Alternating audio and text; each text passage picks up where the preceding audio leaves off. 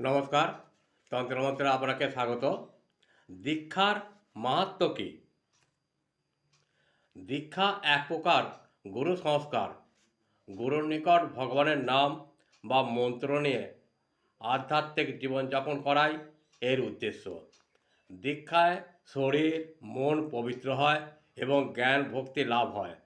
যে সংস্কার দ্বারা পাপ নষ্ট হয় এবং দিব্যজ্ঞান লাভ হয় তাই দীক্ষা।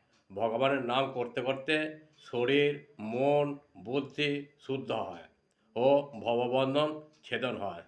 যদি আমার এই প্রয়াসটি ভালো লাগে তাহলে আমাকে একটা শেয়ার লাইক ও সাবস্ক্রাইব করতে ভুলবেন না। যারা আমাকে সাবস্ক্রাইব করেছেন তাদের উদ্দেশ্যে জানাই প্রণাম ও আন্তরিক ভালোবাসা। এইভাবে আমার পাশে থেকে সাহায্যের হাত বাড়িয়ে দিন। নমস্কার। জয় মা তারা, জয় ঠাকুর রামকৃষ্ণ, মা সারদা সকলকে মঙ্গল করুন, সকলকে ভালো রাখুন। নমস্কার, ভালো থাকবেন, ভালো রাখবেন।